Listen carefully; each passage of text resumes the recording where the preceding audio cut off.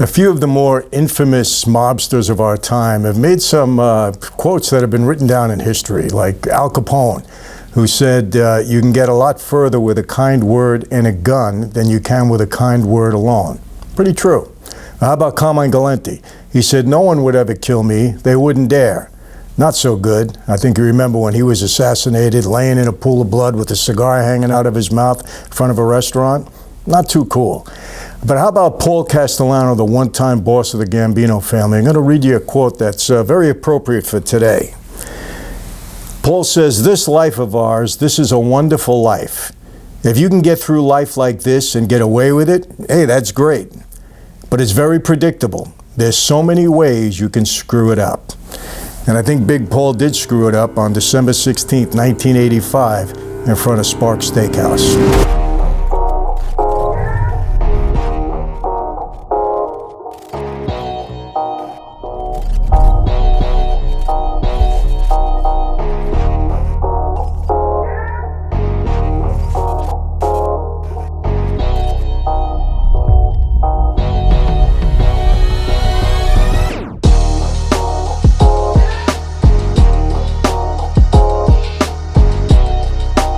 Hey everyone, welcome to another Sit Down with Michael Franzese. Hope everybody's doing well. Hope you had a great weekend.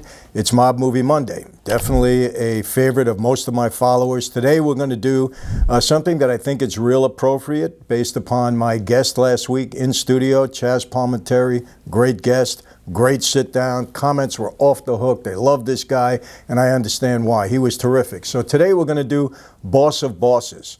It was a 2002, I believe, television movie, and Chaz stole the show. He was terrific in it. And I'll be honest with you, I didn't think it was the greatest film, but Chaz did a great job in it, and I think it was fairly accurate. I think it told the story of Castellano from the time he was a child right up until the time that he got assassinated in front of Sparks Steakhouse. You all know that. That's the ending, but everybody knows that at this point in time. And it was fairly accurate throughout. So I'm going to get into it a bit, but before I do that, I want to tell you again, thank you so much for all the great comments we got with Chaz Palminteri.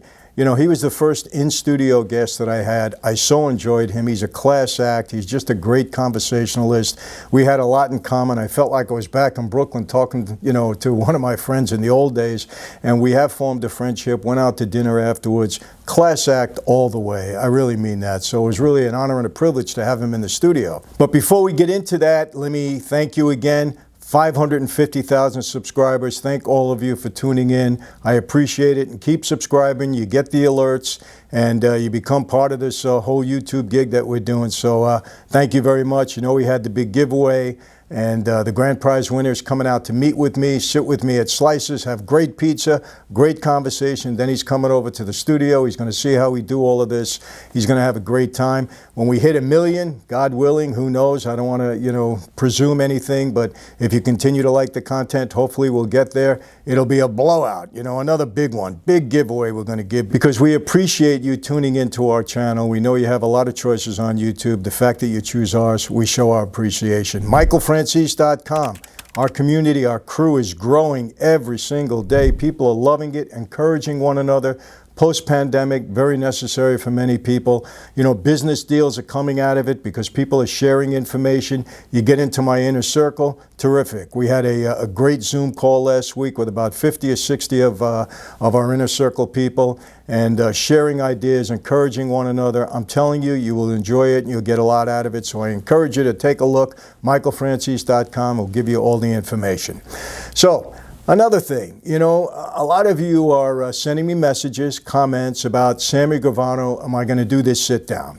And some of you have told me that Sammy made some remarks about me in the last video. Hey, I'm used to that. People take shots at me all the time. But he said, you know, I think Michael's a Christian. If we do sit down, I don't know if we will, we might. But if we do, he better bring God with him.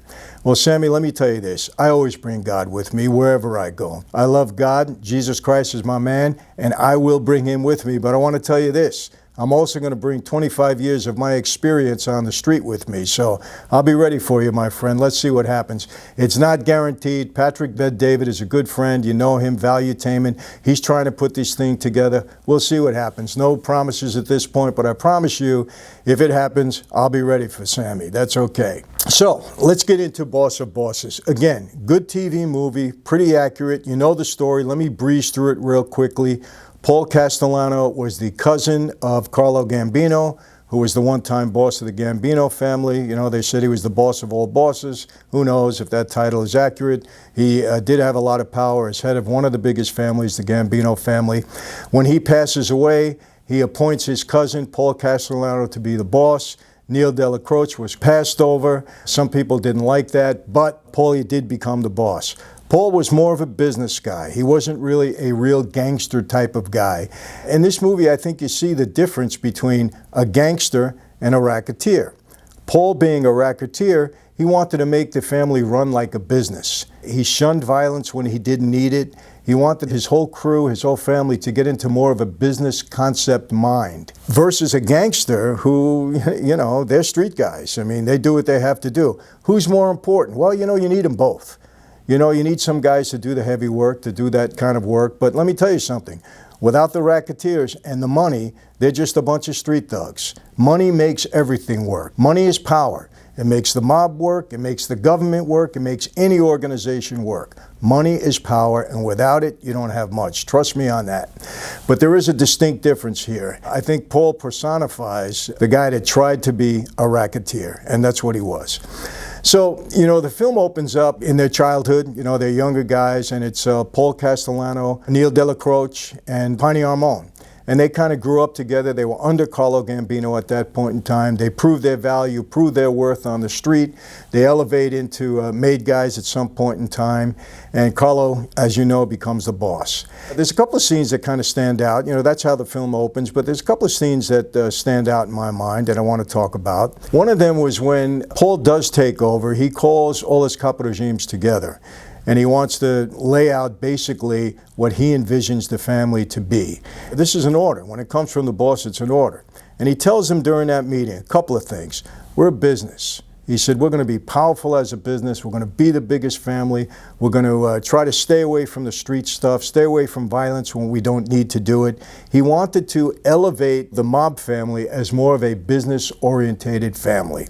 I mean, he said, you know, we can even control the White House.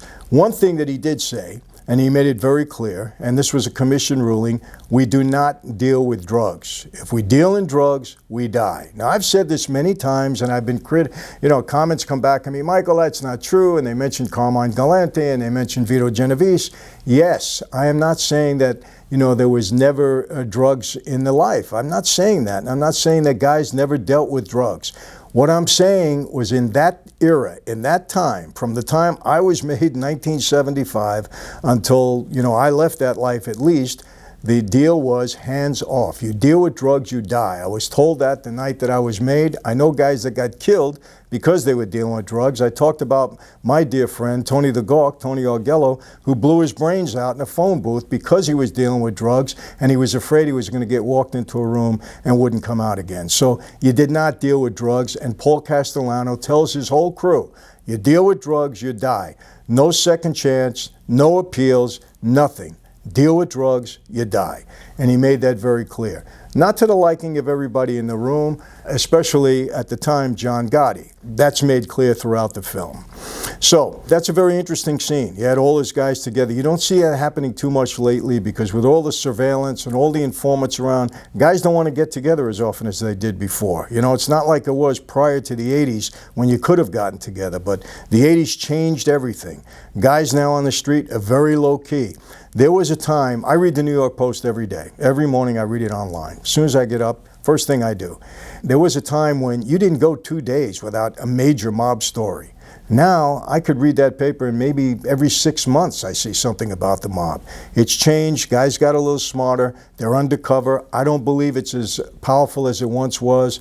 Not in any which way, shape, or form. Trust me on that. But the guys are becoming very low-key, and that's to their advantage. Trust me in the long run. There's another scene there where Carlo Gambino is dying, And Paul goes to his house. He had a house in Massapequa, Long Island, by the way, and I visited him once with my dad. I think it was the late 50s. I was a kid. I happened to go with my father, and I was there for, a short time. Dad met with Carlo. I met him, said hello. He met with a few guys there. I don't remember what it was about. I was a kid. I wasn't really paying attention. It wasn't a big deal to me at that point in time. But it was a beautiful house in Massapequa, I believe, at that time. And so we have a scene where Paul is going to visit Carlo because Carlo is very sick. And this was really interesting because Paul sits at Carlo's bedside and Carlo tells him, I believe in God. He said, I do, but I'm afraid. And I was just thinking about that, I believe in God, but I'm afraid. It brings to mind the time when, before I became a Christian, I was Catholic, but I wasn't religious. I hate that word, but I wasn't really practicing my faith at that point in time. And I got walked into a room, and one of the horrors of that life, you get walked into a room by your best friend, you're in trouble, you don't know it, you don't walk out again. Well, I took one of those walks that night, and the thing that I remember the most is that I started praying. When you think you're going to meet your maker, I don't care what life you're in, you start to pray. That's been my experience, and many people have told me that. And Carlo's lying in bed. Now, this is the boss of the Gambino family, and he's telling his cousin, I'm scared. He was afraid to die. And people, I can only tell you this, I don't know how people live without the knowledge of knowing that there is an afterlife, there is an eternity, and we are going to heaven. For me, heaven is a real place, hell is a real place. It's mentioned many, many times in the Bible. I believe it, and hopefully, I'm secure in my faith, and I believe that God has forgiven me for my many sins, and that I'm on track to go the right way. And I don't know how people live without understanding where they're going to live for all of eternity. Just my thought. I like to share things every once in a while, and Paul kind of calms him down a little bit. Cut to, Carlo does die, but at that bedside meeting, Carlo tells Paul, I am naming you as my successor. Now, once again, doesn't mean that the family has to accept that. In this case, they did, and Paul did become the boss, passed over Neil Delacroce. And what Carlo told Paul at the time, he said, look, you got to run this like a business. You're more of that type of guy. Neil is a street guy. He's more of a thug, a gangster. It's best for the family, Paul, if you take it over and put it in the right direction. So he named him as his successor at that point in time. That meeting that I referred to afterwards came after Paul became the boss, obviously. And once again, the problem that Paul had is you can't take a bunch of street guys who grew up on the street, who really don't know much else, and all of a sudden try to turn them into business people. They're not going to the Wharton School of Business. They're not going to Harvard School of Business. You're not going to be able to train them to be business guys. This is not what they know. Now, I think the opposite is true. I know the opposite is true. You can take a business guy and turn him into a gangster when he needs to be. And if you're a made guy, that's the deal. I don't care who you are. When you have to be a gangster and you're ordered to be a gangster, you're a gangster, or you don't last in that life. So I do understand that. But the problem Paul had was trying to impose that on the family. You got to be in business now. You got to stay away from the street stuff. This is all that they knew. And so right away, there was pushback on that. Now, you don't verbalize it really too often to the boss, but a lot of guys didn't like it, and there was resentment with Paul early on. I had a clash with Paul before I was a made guy. I was a recruit. I'm not going to get into it. It's one of my past videos. It was over some chicken.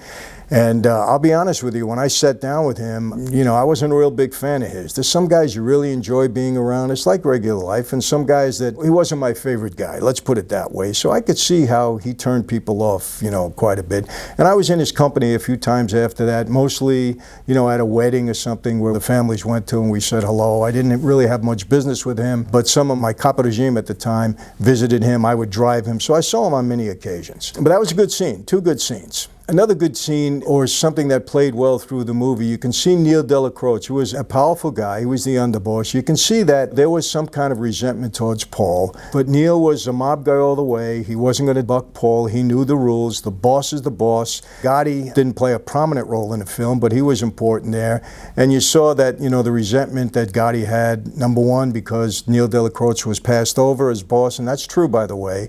And number two, he just didn't like Paul's style. He says he wasn't a street guy. He's not not a gangster. He shouldn't be the boss. And so that resentment came about right away. Neil Delacroix tells John, hey, he's the boss. That's it. You know, it's the same as the Gotti movie. Remember when Anthony Quinn tells Armand Assante, who is Gotti? If I come here today and I was told to kill you, then these two zips, they'd kill you. Something to that effect. Well, in this movie, it was played the same way. Neil says, he's the boss. That's it.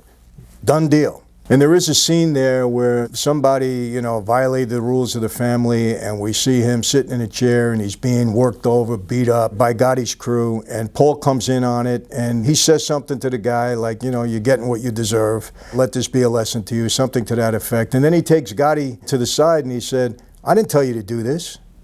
You did this without me telling you to do this.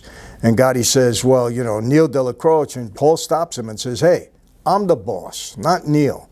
You don't do anything unless I tell you to do it. So he kind of set him straight at that point in time. Again, the resentment is brewing. Another scene, very telling, where Paul is sitting in his house. You know, they called this the White House. He had a place in Staten Island, and it was a huge place, and, you know, everybody knew about it at the time. It was behind gates, the whole bit. There's a scene there where Paul is sitting in his house. Again, Chaz Palminteri, he killed the role. He did it terrific. He carried the film, no doubt about it. Carried the film, gave dignity to the role, and it should have been a dignified role. I think it was Piney comes in, and he says, you're not going to like this, Paul. But Bazzini was a guy, I think that was his name, Bazzini was a crew guy, a crew member, and Paul had given him control over Miami, and they found out that he was dealing drugs. Well, Paul gets upset. He says, let's take care of it. Tommy Bellotti, who was the driver, a close guy to Paul, says, I'll take care of it, boss. He says, no, give it to Tommy Agro. Now, Tommy Agro, some of you know who he was. I knew Tommy fairly well. Again, not the most likable guy around. Not a guy you want to be around. Let's put it that way. He gives Tommy Agro the contract. Tommy goes down there. He sets up the hit. He's going to blow up the car that Bazzini is getting into. We see the scene late at night. Bazzini starts walking to the car, and he tells his driver, go to the car and bring it over here. He didn't want to walk there. Guy gets in the car. It blows up. They miss Bazzini. A shootout happens on the street. Bazzini lives and Agro lives, but the cops are there, you know, the local police, and they arrest Bazzini. Another scene, we see him in the station house. The feds, by the way, are surveilling all the time. They're watching everything, right? They find out what happened in Florida, and they see this as an opportunity to maybe go down and flip this guy, Bazzini. So they go down, we see a scene where they're talking to Bazzini, they tell him how much trouble he's in, the usual drill that they give him. But really in this case, they intended to they wanted to bug Paul Castellano's house because, I got to tell you, they couldn't get any evidence on him. And these surveillance techniques were so terrible. I mean, they were just so detrimental to guys on the street. They were devastating. That's the word I was trying to find. But they couldn't get a way to get into the house because they knew Paul had a lot of meetings in his house. So all they really wanted, they wanted the state to indict Paul Castellano so he would leave his house for a couple of days, and they can then burglarize it in a way by getting into the house and installing the bugs. We see that happening. Castellano goes down to Florida. The feds go in, and they bug the house. I think they put bugs in the lamps, shades, or wherever they put it. They put them all over the house. You know, it was effective. Very effective, it turned out to be. So we saw that scene. And I got to tell you, people, these surveillance techniques, they were devastating to us. So many guys were caught on tape. I mean, John Gotti had 2,300 hours. John Gotti and his crew, and Angelo Ruggiero and Jeannie Gotti, they had 2,300 hours of tapes. And they said everything they needed to say. It's very, very hard, you know, to convince a jury, okay, that you're not guilty when you're saying things very incriminating in your own voice on very clear tape recordings. I know. I experienced at a trial with some of my co-defendants, you know. They're admitting to the crimes right on tape. So that scene happens. They do effectively put the bugs on. Now, some of you know this. Paul was having an affair with his maid. I don't get that at all. You know, the maid living in a house, Gloria was her name. His wife, Nina, found out about it. There was a whole scene where she exploded. The feds were listening to it because the house had already been bugged. And Nina explodes. She leaves Paul. Anyway, he's having an affair with his maid. Everybody frowned on that. I mean, that was, I don't understand what this guy was thinking at that point in time. It wasn't helpful at all. There is a great scene there where Neil Delacroix and Paul are talking, and it becomes a little bit heated because the word is out. Paul finds out that Gotti's crew, Angelo Ruggiero, Jeannie Gotti, his brother, they were dealing drugs. Whether John was involved in it, I don't know. Not going to say. Ask Sammy. And Paul is upset about it. and he's telling Neil. And they're going back and forth, and Neil is kind of telling him, you know, these are street guys, you got to let them earn. And Paul is saying no, and Jeannie is arguing with him, and it gets a little bit heated. And Paul says something very interesting. He says, you know, yeah, these are all stand-up guys until the heat really comes on, and then we see what happens. And you know what? In many cases, he was right. Not too many guys stood up. Not too many guys at all. A lot of guys became informants. So Paul was kind of prophetic in saying that. Neil says this, and Neil is sick by this point in time. I think many of you knew he died. He says, look, I love John, and you got to promise me something, Paul. You won't do anything unless it's 100% confirmed. And Paul gives him his word. He says, no, unless it's confirmed, I'm not going to make a move on Gotti. But it is confirmed. Neil Delacroix dies, and now Gotti is out there on his own, pretty much. That's when things start to really heat up, and we see a scene where, you know, Gotti is telling his brother and Angelo, look what you did. We're going to be in trouble. We're all going to get killed. And I think that's when it starts, or gets in John's mind, that he's got to act first. And then you all know, let me skip ahead to the ending, where there was a meeting set at Spark Steakhouse where Paul was going to meet with Gotti, and they were going to go over a few things. And that's the night he got assassinated. Again, you've seen this 1,000 times, no need to get into it. But the assassination scene was pretty good. Chaz was great getting killed, I got to say that. He did a great job. And that's basically how the movie ends. And of course, you know that Salvatore Gravano, Sammy the Bull, Gotti, and Frankie Locascio got indicted, and they were charged with the murder of Paul Castellano. I don't think Locascio was, maybe it was, I don't remember the details, but they were charged. You know what happened with Sammy at that point in time, no need to get into it. So, Gotti gets convicted, he gets life, he dies in prison of cancer, and that's it. People, I want to tell you something. You know, I've said this 1,000 times. In that life, if you die of old age and you die free, you've really accomplished something. And that's why I consider myself to be so blessed. You know, I don't know if I'm going to die of old age, but I just turned 70, and I'm still here. So who knows how we're going to leave this earth, but so far I'm still free. So I've reached an old age, and I am free, so I think I've accomplished a lot in that regard, and I'm very thankful to my God for preserving my life for whatever reason he chose to do that. So that's about it. Again, another great movie starring Chaz Palminteri. He carried the film, I'll say it again. I suggest that you watch it. You can get it on YouTube in its entirety. You can probably get it on one of the other streaming platforms. If you're in my crew, you probably have it already. We put it in there for you so you can watch it in advance of this. So that's about it for today. I hope you enjoyed it. You know, again, join the crew. Again, subscribe. We really appreciate that. And how do I always leave you? Be safe, be healthy, God bless. Yes, I will see you next time.